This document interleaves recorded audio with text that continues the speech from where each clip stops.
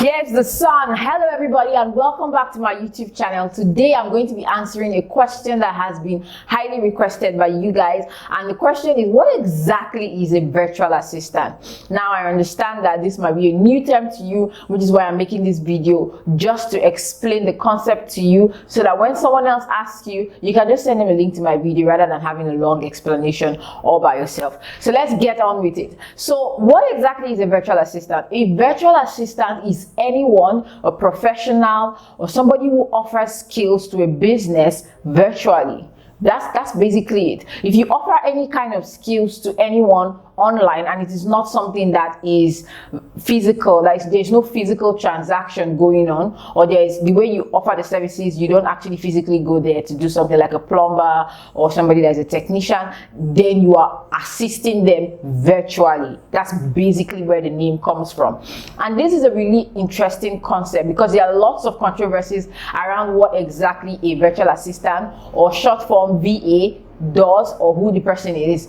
Now the first thing I need you to understand is that a VA, which is what I'm going to call it at the end of this video, is just an umbrella term for a lot of things, because when you think about the word services, there are a lot of things that fall under that category of services. For example, you could be designing websites, you could be offering tech services, you could be coaching, you could be offering strategy to businesses to enable them double their sales or triple their sales, and you could be doing something as simple as typing. Those are all services that are important to a business, but they are not exactly the same thing. Now the biggest controversy that people have had with the word virtual assistant is because whenever someone introduces themselves as a VA, people tend to assume that they come from maybe the Philippines or from India, and that is the same problem that people in the Philippines and people in India are also having, because they do not want to be associated with the term VA, since it automatically connotes that they are charging low prices and they don't speak English properly,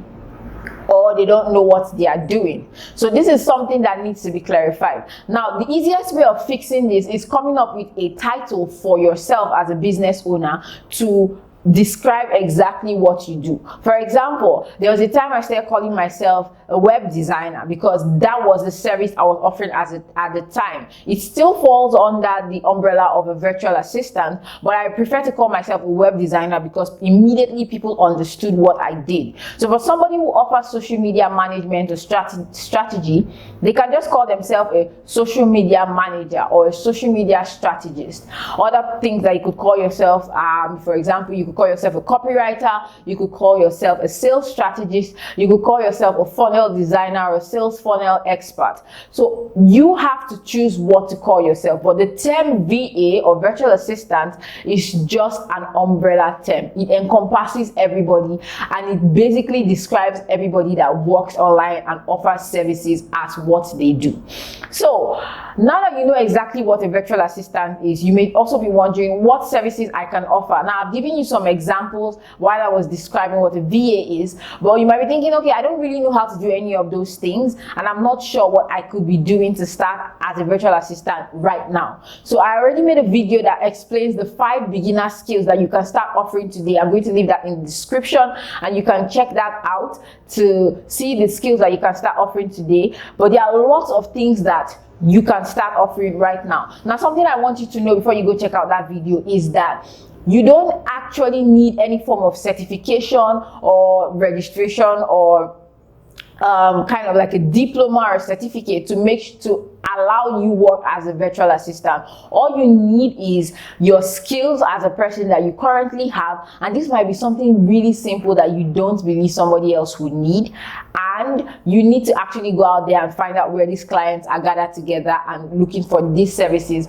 and tell them, okay, you're looking for somebody to do something, I can do that thing for you. And it's as simple as that. So the next thing you might also be thinking about is, now that I know that I can be a virtual assistant and I can offer services that I already have skills in, the other thing you might be wondering is, how exactly do they price these services? How do you charge for these services? That's quite easy. I'm going to make a full in-depth video to break down how to come up with your price, but just to give you an idea, there are certain things that you could do. You could either offer your prices as an hourly rate or a package rate. So for instance, if you're going with the hourly rate option, which I recommend for people that are beginners and have not had much experience doing what they will be offering as services, is that you think about how much you will need to survive wherever you are. Most beginners start at $15 per hour. That's like the low end of the spectrum. Obviously, there are people that charge way less, as low as $2 per hour, but I will not advise you to charge that low. A good place to start is $15 to $20 per hour for a beginner, and there are people that charge as high as $60 to $70 per hour for more specialized skills.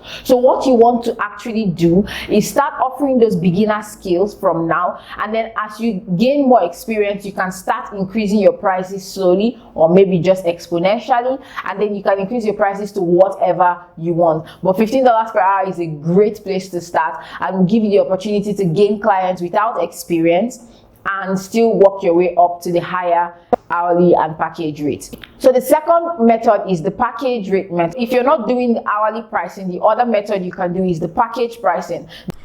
Okay guys, one quick correction here. What I wanted to say was that this is actually for the project-based pricing, not the package-based pricing. So the package-based pricing would basically be you taking the hourly rate that you have and selling it in bundles ahead of time, so a client can buy 10 hours or 20 hours or 30 hours, while the project-based pricing will be a fixed price to do a certain number of tasks. Just an addition there. This is where you give a package fixed price for a particular project that would have specifications as to what boundaries the project cover, and will have specification as to what the scope of the project is, and then you give them a fixed rate for what you would charge to do all that has been listed in the scope of the project. So like I said the other time, hourly rate works really good for beginners when you don't know how much work is involved in a particular project, or you don't really know how long it will take you to actually get the job done. But for things like social media management, for instance, a client might ask you, how much will you charge to handle my social media? I want you to handle my Instagram, and what you'll be doing is to post 2 posts per day, 5 days a week. So based on the amount of posts that you'll be posting, you'll be able to calculate a package rate, and you can give them a fixed price. Sometimes people will ask you things like, I want 10 social media graphics created. So rather than say I'll charge you $15 per hour and then you eventually take 30 hours to design those 10 graphics, what you can do is say, I'm going to charge you $5 per graphic that I design, and that way it's 5 times 10, $50 for 50 graphics, and you give them a fixed price and they know exactly what to expect.